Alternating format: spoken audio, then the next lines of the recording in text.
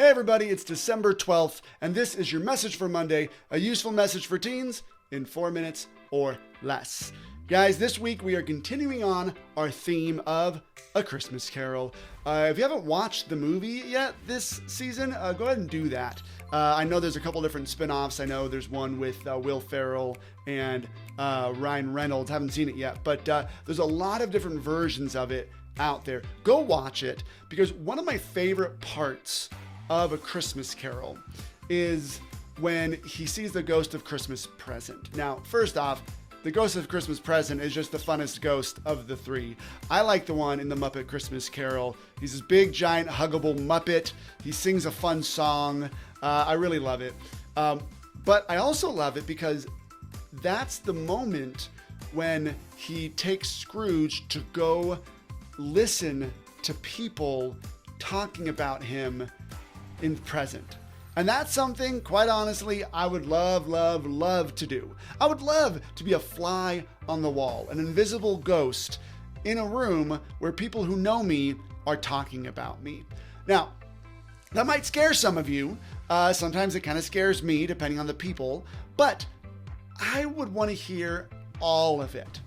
The good, the bad, the ugly. I would want to hear all of it. So imagine if you could do that. Imagine if you were magically transported by a Christmas ghost to a room where maybe some friends, maybe teachers, and you would go to maybe all of these. Start with some friends, go to some of your teachers, maybe listen to your parents talk about you, other family members, and think, what would you hear?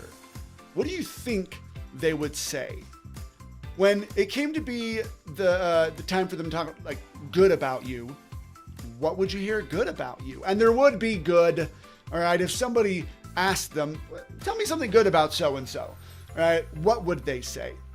But also think about maybe the bad things, the things that you wouldn't like to hear.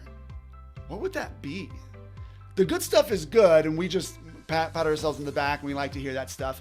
But that's not as important, in my opinion, as whatever they might say about us that we wouldn't like. What would that be? And what truth could you find in whatever they said? Sometimes we're like, what? No, and we just want to deny it all. But if they're saying it, there's probably a kernel of truth in it.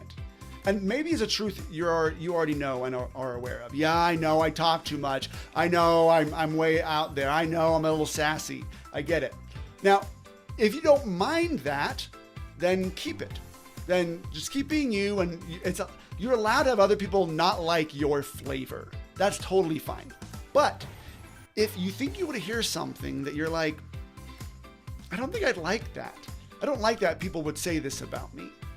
Then find the kernel of truth and work on changing it, changing yourself. Like if you want to be more outgoing and you know that people will probably say, oh, that person's so quiet, then work more on being outgoing.